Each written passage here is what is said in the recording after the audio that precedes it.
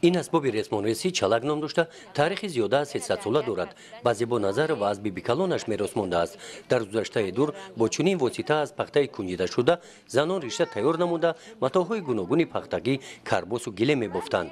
زنای دوری پیش چالک میکردن، ارچق میکردن، گله میبافتن، فرزند تولد میکردن. مثال همین شعرهای نره که هر پهلوان و بزباله بره همین مادر و ما بود. بعد بچه‌ام بعد نم خیلی میکردیم مهنت میکردیم که کار کنیم که فرزندو عذاب نکشن کار میکردیم. بعد کمپیرو میکردن و گلکه کارا میگفتن که بچه‌ام خربته شک میگیره میره و چاله کوسو. یک کمپیر هم تو پختره درست میکنم خیلی تو میکنم. خیلی کم این.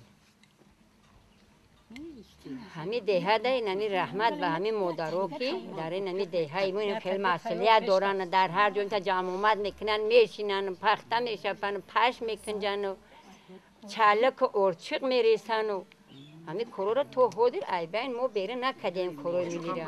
چالک و دیگر هنرهای مردمی در جماعت دهاتی به نام میرعلی محمد علی فینایی ایواسه دقت این گروه عالمان فرهنگشناسی تاجیک را به خود جلب نمود. در دوره اجرای برنامه دولتی عاید حفظ میراث فرهنگ غیر مادی از پژوهشگاه فرهنگ و اطلاعات وزارت فرهنگ جمهوری تاجیکستان در ماه اکتبر این گروه عالمان با مقصد شناسایی با میراث فرهنگ غیر مادی به ناحیه واسه آمدند. در اینجا با ما هنرهای بهترین محلی از قبیل سوزنی دوزی یا دوری دوزی، خراق دوزی و ما اینجا حتی صحبت های داشتیم درباره رسم و آیین های قدیمی، مثلا مراسم اشگوان رو برای ما اجرا کردن و ما به نوار گرفتیم، عکس گرفتیم و اینچنین درباره هنرهای گوناگون محلی سوال جواب کردیم.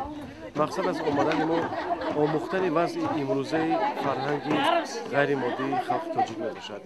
ما همه ساله در پژوهشگاه فرهنگ و اطلاعات شماره های گوناگون کتابی فرهنگ غیر مادی را چاپ میکنیم که یک شماره اون را ما مخصوص میکنیم که به عنوان منطقه کلا بخش مخصوصا به هنرهایی که در ناحیه واسه رایج هستند.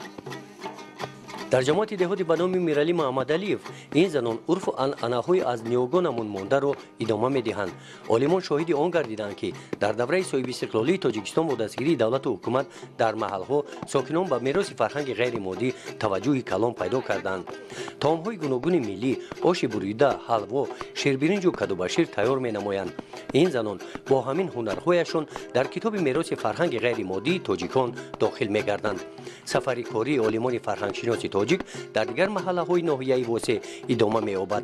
گزارش خواجه نظریف خدای نظر ظهورов از ناحیه واسه برای برنامه اطلاعاتی نوید.